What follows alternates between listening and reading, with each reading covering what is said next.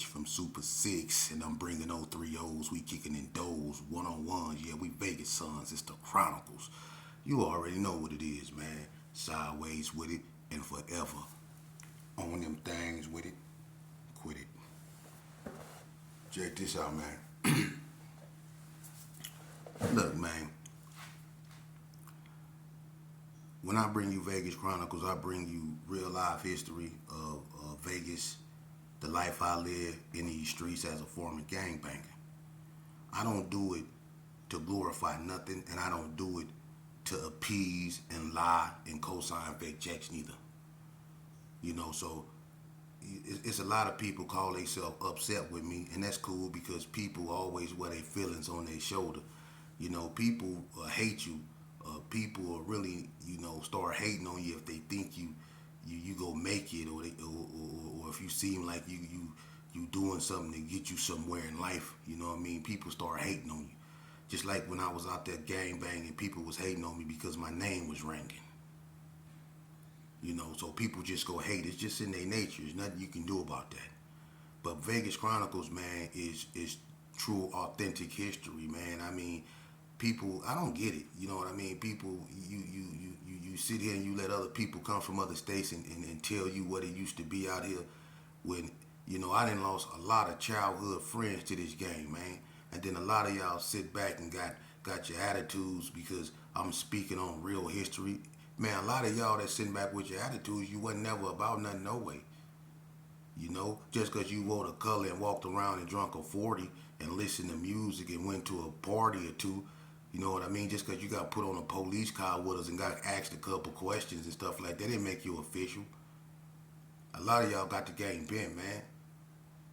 You know what I mean? For real, man. A lot of y'all got the game bent. You know what I'm saying? But check this out, man. Today, man, we ain't gonna even focus on the haters. We gonna keep doing what we doing, man, because Vegas Chronicles is gonna be what it's gonna be. You know what I mean? And either you with me or you won't. Shout out to everybody that support my platform. Shout out Hood Post, man. Shout out Queen Marlena. Shout out Kim Folks, Abdul. Shout out to everybody that support my platform, man. Brandon, everybody. You know what I mean? That support my platform, that show me love, man. And shout out to the haters too, man. Because without you, there would be no me. But today I want to talk about something interesting. One thing people don't like to really admit, being a gangbanger, we always want to, talk about how tough we is and how we always lay stuff down and stuff like that and how we always doing the dirt, right? But a lot of us never talk about the times when, we get got. It's always, the norm and, where I come from is, us knocking out the base head, us robbing, you know what I'm saying, and all that. But it's been times when, we didn't got by the base heads, you know what I'm saying, and the predator became the prey. You know what I'm saying? Case in point, check this out. Vegas Chronicles. I just get out of Elko, right? And I got a little hood on me, you know what I mean? I got a little S curl in my head, you know what I'm saying? I'm mobbing around, you know what I'm saying? Getting the, you know what I'm saying? Getting the, feel of being free from, doing 6 months up there in Elko, you know what I'm saying? And so, every homeboy I go by, I went over there and seen Freak Dog them, you know what I'm saying? Flock, all them, you know what I mean? I went over there and seen Web Dog, you know what I'm saying? Curtis, you know what I'm saying? Master Lee, everybody, you know what I mean? I made my rounds over there in Carry Arms, went over there, kicked it with Short Dog, you know what I'm saying? Bread, you know what I'm saying? Man, just made my, Kip Nut, Hacksaw, you know what I'm saying? Just, saying my, what's up? And the homies that was doing their thing out there, you know what I'm saying, every now and then, they'll throw me something, you know what I'm saying, a couple stones here and there, you know what I'm saying, try to give me something to give me, put some money in my pockets, right? So, I was out about 2-3 days, so I accumulated a couple stones, you know what I'm saying, and I was out there trying to sell dope. I ain't never been a dope dealer, you know what I'm saying, I was horrible at it, I just ain't got the patience for it, so I was in Carry Arms, you know what I'm saying, and I was in the back over there, on Morton in the first parking lot you turn in. You know what I'm saying? Over there where Tricky T got killed. If people that been in Carry Arms know what I'm talking about, they know what I'm talking about. Over there where Evelyn stayed, Big Craze from 60 Mom. She stayed in the circle over there off Morton. But I was over there in the back of there, it was popping right there. People was, it was a lot of flav through there. Harrio, he was doing his thing, you know what I'm saying? So it was a bunch of money coming through that area right there. So I happened to be coming through there one night, right? I'm kind of drunk too, you know what I'm saying? I'm fresh out. I've been drinking. I'm kind of, sluggish. I'm not on point like I should be. I ain't got no pistol or nothing. But I got a couple stones, you know what I'm saying? About 13 of them, you know what I mean? So I'm trying to, slang a few of them and get me a couple dollars, right? So I had an OG homeboy, man, and he known for getting people, man. His name was Willie T. They call him T-Bone, right? Man, check this out. I'm over there in the back of Evelyn house, right? And I'm serving, right? So I see this one cat, he up over there, and he looked like he trying to light a cigarette in the corner, right? So I'm not really paying him no attention. But the whole time, this cat watching me, right? I'm not, really on nothing. So I'm not really paying him no attention. The whole time, he's sitting back, he peeping what I'm doing. But he come up to me and he asked me, he said, "Ain't you little sheepdog?" I said, "Yeah." He said, "I know your daddy." And then he got to talking about my Uncle James Earl and all that. And I'm like, "Okay." He said, "Yeah, I'm Willie T. You know what I'm saying? T-Bone, woo, woo, woo. I grew up with your daddy over there on Bellsar." I said, "Is that right?" So when he told me that, I was like, I really relaxed. You know what I mean? I'm like, "Oh, he family." You know what I'm saying? So he like, "What you doing?" I'm out here serving. You know what I'm saying? Trying to make me a few dollars. He was like, "What you got?" So I was like, "Just a few stones." And I showed him what I had, right? Not thinking, he owned nothing. I showed him what I had. And the boy got to going with his mouth and stuff like that. And I'm like, "What the hell?" And he was like, "You want me to work for you?" You know what I'm saying? I'm like, "Yeah." You know what I'm saying? "Bring me some customers, I'll look out." Right? He was like, "All right." So he leave. I wait. He come back, he bring this funny looking ass old man, you know what I'm saying? He got $9.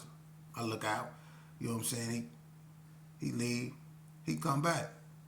So we chopping it up. He was like, "Yeah, man, where your Auntie Barbara at?" I'm like, "Man, I don't know, man. You know what I'm saying? I ain't seen Barbara in a long time." So I put my foot up against the wall and I'm just kicked back. I'm kind of drunk, you know what I'm saying? I'm not really paying this cat no attention, right? So he was like, "Yeah, man." He was just talking to me and I was like, I was listening, but I wasn't. You know what I'm saying? Because you got to be on the alert because Cal Murray and be walking through there. You know what I'm saying? They really was on some top flight security shit up over there back then. Excuse my French. But anyway, so I'm not really paying this cat no attention, right? So I had my little rocks in a pill bottle. So when I step off the wall, this fool grabbed me and he pull out a knife, and the fool put the knife, against my neck, and he pushed me back against the wall. And he was like, "Nigga, get up." I'm like, "What you mean, get up?" I'm like laughing, like, "Boy, you better let me go." But the way he had that blade pressed against my neck, it kind of let me know this cat ain't playing because he had that thing pressed against my neck real tight, right? And I'm young, you know what I mean? And he took me off the wall, and Willie T kind of, he a bass head, but he was kind of cut up. So Willie T, he took me off the wall, and when and boom, bam, my head against the wall, right? I mean, hard. He said, "Nigga ain't gonna tell you again, get up." I said, "Nigga, I'm that sheepdog." He said, "I don't give a fuck who you is." I'm like, hey, look, I got mad. I just looked at my man. He had that blade. I gave it up. I ain't gonna even lie. I gave it up, all of it. I gave it up, the whole bottle, for real. And he was like, "Nigga, nah, to cut your motherfucker throat." I'm like, "Man, I thought you said shut up, nigga. This a bass head robbing me. Let that soak in. This a bass head robbing me, telling me to shut up."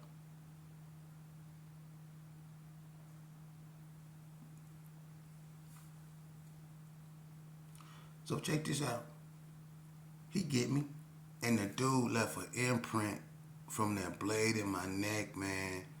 I mean, whatever he had, it was he had it so deep in my skin that it left a imprint, right? So look, I ain't gonna lie, I ain't never been robbed like that before, not just blatantly robbed like that. So I started crying. I ain't gonna lie, bro. I run all the way over there to the Connie Club, right? I break in the Connie Club. I'm tripping. I'm out. We're training. We're training. I'm tripping. I'm going ham up in there, right? Train sitting at the end. "Hey, what's going on, little shit, dog?" I tell him what happened. You know what I'm saying? And woo, woo, woo, right? So, that's where I used to run to whenever I did something.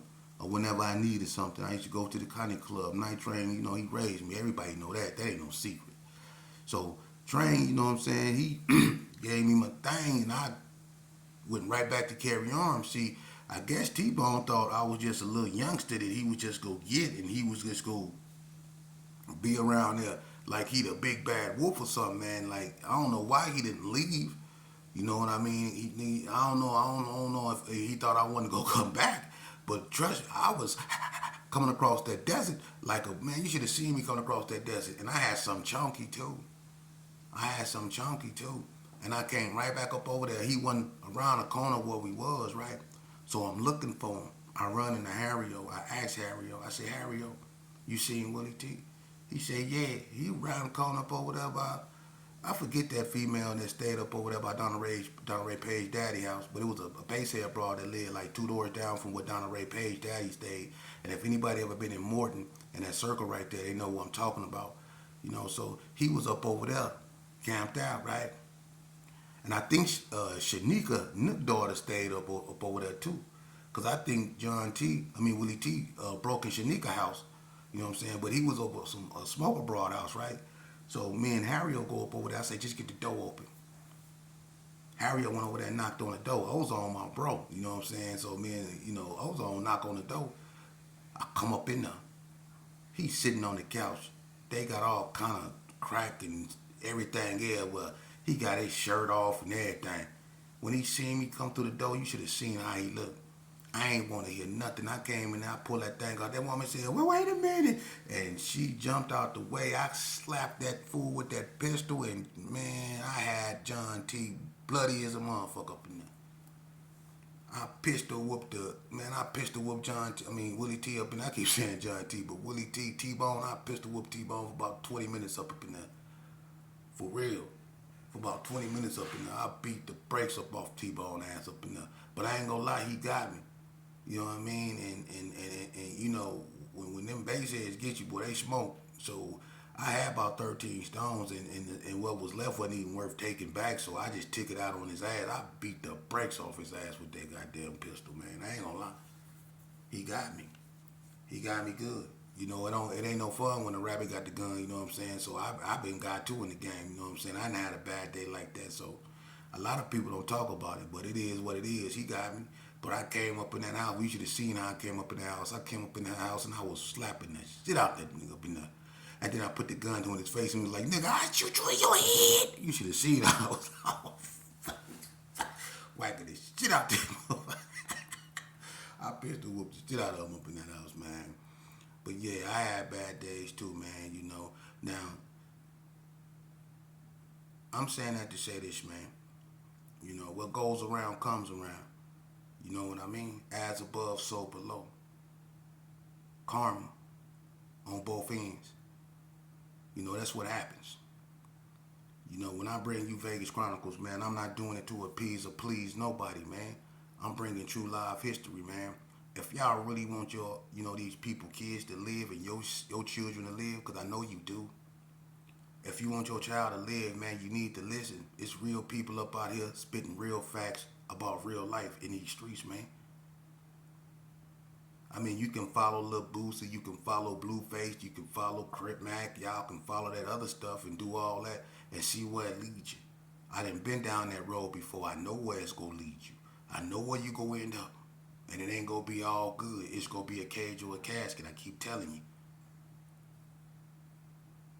It's all fun and games until we up against the wall in shackles. It's all fun and games, man, until we looking at a life sentence. It ain't fun no more. Especially when you see your homeboys get out or beat their case and you don't. You get found guilty. Or they come with your co-defendants with a deal and they don't come with you with one. And then you be mad at him for taking it because they finna get him probation, but you still looking at a 2 to 10. That's this game we be playing, man. And let's not act like it ain't no snitching. It's a bunch of snitching going on, man. That's all that, you know what, the majority, man, listen, homie, over 50, 65, I say about 65% of the people that's in prison, then been told on. And the other told on themselves. For real. That's what's happening. You go very seldomly see somebody that's gonna keep it solid. And the ones that keep it solid, that stuck up in prison, just because they didn't say nothing, you should see the way they look. You should see the way they look. It's dudes in prison that just didn't say nothing, didn't commit the crime, didn't do nothing, but just didn't say nothing. And they got all day. But it's people that said something and they out. But you should see the look in the face of the dude that kept it real. You know? You should see the look in his face. So when you sign up and you play this game, just know what you signing up for, because these dudes out here ain't telling you that, man. It's been some hell of a feuds out here in these streets, man. From the Master G Stacy Macklemore fights, to, wars, or the Master G Wayne Gant wars. You know what I mean? You know what I'm saying? From White Street and Donna, from the Gersons and the NTGs, you know, from J-Rad and DMC, from the West Coast and Puncho them. It's been wars out here, man. From the Donnas in the 60s, from the Hoods and the Donnas. It's been wars. The Gersons and the ABMs. It's been wars, man. It's been wars. You know. And one dude I got close with, that's so sad. I got real close, Smack G. Smack G was up in Indian Springs, man. Everybody remember Smack G. Smack G had hands. Smack G was putting in work in Indian Springs. Y'all remember that, man? Only to get out and get killed. That's what happened. Only to get out and get killed. That's what happened. When you play this game, you end up dead in the feds or locked away somewhere forever, man. Ain't no beautiful outcome in this, man. Start listening to your mamas when they tell you something, man. You only get one of them, man. That's holy ground. Quit disrespecting your mama. Quit disrespecting anything with the word mama in it, even if it got baby in front of it. Quit disrespecting it. The most powerful thing in this world is a woman's intuition. We should take heed to it, because if she tell you something not right, believe it. It's not right, man. For real. We did all, man, listen. Come on, man. We did all and fought our demons, man, whether it was drug addiction. Some of us done lost our mind, man, because of, brothers, listen, I ain't gonna say no names or put names out there, but it was a set of brothers, man, and one of them got killed. But they were so close. They was Damus. I ain't gonna say no names. I ain't gonna put it out there, for their family, out of respect. But it was two brothers. They was Damus, and they was so close. But one of them ended up getting killed, and the other one, he couldn't go on with life without his brother imagining ever waking up knowing his brother wasn't there. The effect of the death of his brother took a hold of him so bad that he killed himself. He took his own life because he couldn't deal with the loss of his brother. But that's what this game do. And you know how many mothers had to bury both of their kids, or all three of their kids, or all three of their sons and their daughter to this game? How many of us, dudes my age, had to bury their sons and daughters to this game? And they know I'm telling the truth. They know I'm telling the truth. It's hard, because once these streets get a hold of your son, the gravitational pull that's out here in these streets is so powerful. That's why it's a continuation of it. No matter what you try to do, it's like it won't stop, because I'm telling you, the gravitational pull in these streets is overcoming. It overcomes the influence that the pastor has. It overcomes the influence that the parents have. It overcomes the influence that a positive person may try to have on a youngster's life. That gravitational pull, that lure, that vanity of the streets, that Dre with the AK, that want to be known, want to be all up in the internet with your guns and the demon music and the drill music and all that stuff, that gravitational, that lure, that demonic ass bull crap is what's destroying our children, man. You know? And it's sad because I'm gonna tell you something. Pay attention to what's going on. When did we start kicking over, memorials of dead people? When we was gang banging and we went, to the funeral to bury one of our homes, we seen other people's homeboys with, the Gersons. They used to turn the 40 ounces over and the beer in over the grave of their homeboys, and now people is desecrating people's tombs and going in the funeral, taking people's bodies, going over there slapping dead bodies, man. I mean, look at what this has become, man. Why would you want to sign up for this right here? Huh? All these rappers dying, people coming up missing, man. And you want to be a gangster of all things? Do you see the time they handing out? It's youngsters walking around there with 40 to lives for robbery, dude, that they ain't even kill nobody. They got 40 to lives for robbery. Do you know what a 40 to life is? That means that you have to do a minimum of 40 years before you are eligible for parole, dude. A minimum. That's a 40 to life. And it's youngsters with those. And then they got them in 2 sentences. They got them in 2 sentences. And some of them got them so far back that when they changed the law, it didn't apply to them. So they stuck with it. Y'all better wake up. They want to drown a person like me out because I don't co-sign their lies. When you put in real work, you not okay. You're not going to be okay. When you put in real work, when you was out there shooting people, robbing people, and really doing that in that life, man, standing over your homeboys, when they shot all up, going back up over here, shooting up other people's neighborhoods, not really knowing what a bullet's going, not really caring, you not gonna be okay. And then you smoking sherm. Ain't no telling how many sticks a day because you end up with this homie, that homie, that homie, that homie, that homie, and you just smoking and you just drinking, trying to catch an enemy slipping. That's your daily norm. And you doing this every day. Running from the police. This is your daily norm. Dodging bullets. This is your norm. Eating hot wings, drinking 40s. Listen to Easy Does It. This a daily norm.